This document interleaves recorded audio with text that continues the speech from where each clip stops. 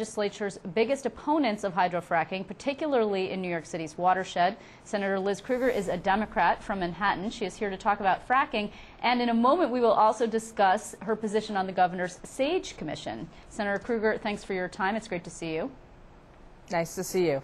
So this situation in Pennsylvania has raised all sorts of concerns, and I'm sure that perhaps it has actually strengthened arguments like your own for legislation that the Senate Democrats put forward and saw shot down not too long ago.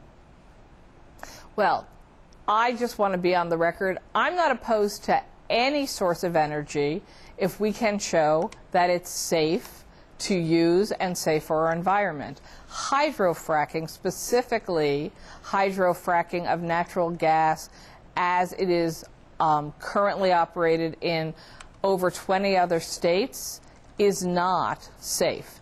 What we continue to see day after day is new scientific evidence and research that it is causing enormous pollution to water systems, to air, and now we are seeing that also sometimes the wells explode. So okay, New York State... Just to interrupt you, forgive me for 1 second. I mean, some people in the wake of this incident are saying, okay, it's clear that we need more study. It sounds like to you, you don't believe that there needs to be more study at all, in which case that there should just be the flat-out ban that Senator Avella, your colleague, has proposed, and that would be the end of that.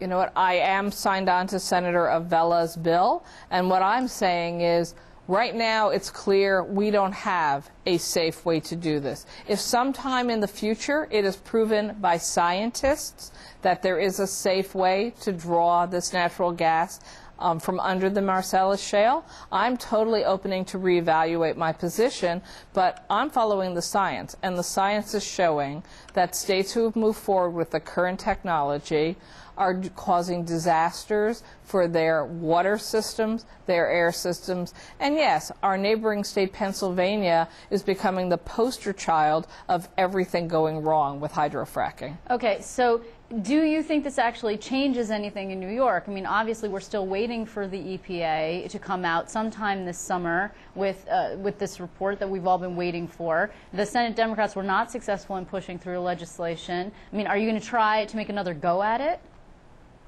Yes, we'll continue to fight for it both legislatively through the court of public opinion, and I suppose, you know, best option right now, we have a strong DEC commissioner and a strong governor who I believe are both on record as saying they're not approving permits for any activity that doesn't meet the highest standard of health and safety and protecting our environment. Okay. So I would like actual statutes in law, but this is not over. New York State is not going to go forward with dangerous models. Let's say, for argument's sake, that there is a model put forth that it allows hydrofracking in the Marcellus. For argument's sake, do you believe that the Senate Democrats would be willing to bring legal action to try and prevent that? I think I would explore every option. I'm very glad to see that our Attorney General, Eric Schneiderman, is pushing aggressively at the federal level. I am very glad to see that Congress has 2 new bills moving through that would put much stricter regulation on hydrofracking and also stop exempting oil and gas drilling from the Clean Air Act. So I think everyone is looking at this much more seriously, as they should. We know now that the EPA under the Bush administration buried scientific reports documenting problems. We have a new report out from a well-respected scientist at Cornell University right here at home in New York telling us there are all kinds of new issues to be considered about natural gas drilling. We have Congress itself releasing a report last weekend showing that drilling companies have been lying.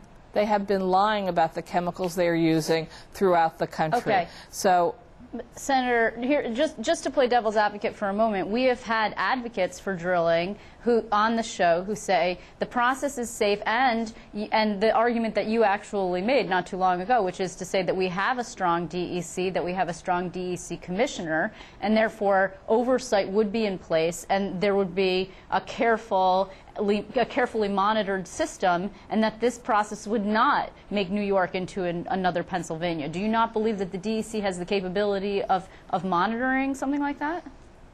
I am very concerned that DEC is too short-staffed to be able to do the on-site monitoring. I am very concerned that New York State is one little state, granted 19 million people, but we have a federal agency called the EPA, which is responsible for ensuring the protection of the environment throughout this country, and I want to see the evidence from them, because so far what I see are newspaper articles documenting that scientific reports were buried, that there is lying going on by the industry. So, do I trust our DEC commissioner? Yes. Do I believe in the power of law? And do I think that some of these requirements should be in statute in state law and in federal law? Yes, I do. You can't mess around with the environment, Liz. If you get it wrong, you wipe out the next generations. Okay, let's change tracks here just for a moment, because I do want to talk to you about the SAGE Commission. This is something that the governor just announced. He said, actually, initially, when he first came into office, that he was very interested in streamlining government. This is something that has not been done since 1927. This is something that the former governor did, actually, and has never been done since then. Okay, so this governor now wants to undertake a streamlining, and he has named a number of people, including business CEOs from Kodak, for example, and Dennis Hughes from the AFL-CIO and others, to sit down and determine how to streamline government. First of all, I'm wondering if you think that the Senate Democrats could be on board with that effort.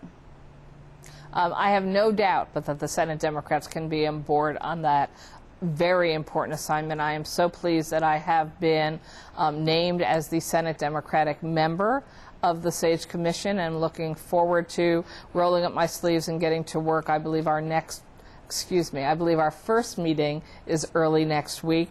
It's an enormous challenge, and I guess the only one criticism I would have at this moment in time is we're having our first meeting after Easter break in April, but there's a mandate to get the work done, I believe, by June. I hope that the governor will recognize that there is so much work to be done. We should accomplish certain targets by June, and we should continue the SAGE Commission to delve into, I believe, what will be an enormous number of issues still on the table now. Are you convinced that this is actually going to be a participatory situation where the members of this commission are actually going to have a voice and a say? Because, you know, what we've seen is criticism, for example, from the Mandate Relief Team members who said, you know, we didn't meet all of that terribly much. Then we put out a product that actually didn't go nearly as far enough. I mean, you're seeing municipalities, for example, mayors and the county executives association saying this is not what we bargained for. I mean, do you actually believe that your voice will be heard?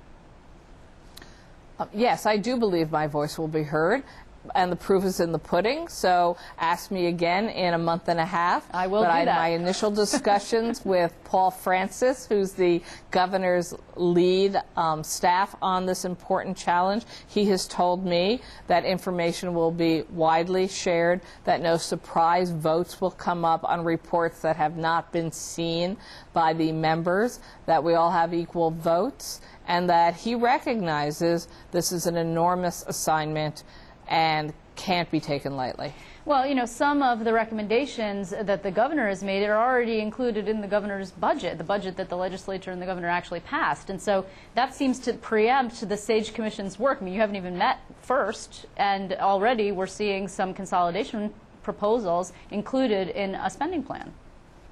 Well, we had a handful of consolidations included in the budget. You're absolutely right, but I don't think anyone that you would talk to would believe that that was the actual assignment in completion. As you said, it's been almost 100 years, 90 years since anybody took on this challenge. The SAGE Commission has the authority to evaluate public authorities, commissions, agencies, the information technology operation of the state. Let's be honest, IT issues change literally day by day.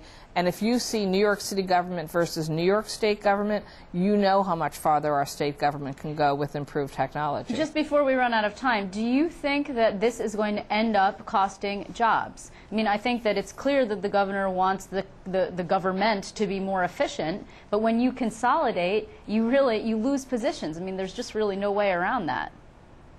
Well, the irony is, I think, that there is so much work to be done that is not getting done at the state level because we don't have the design, infrastructure, or technology to deliver good government to the people of New York State, that actually you could show you can consolidate, you can become more efficient, you can better use technology and better use the workers you have, and not actually talk about layoffs. Now, the budget has different issues with layoffs, but let's remember the state government continues to shrink as people retire, as there's an attrition, and as there are other mandates through the budget that the governor is already negotiating with our state workers. So no, I don't assume the two go hand in hand. Well, Senator, unfortunately we're out of time, but Liz Krueger, I want to thank you very much for joining us. It's always great to see you. Thank you. Nice chatting, Liz.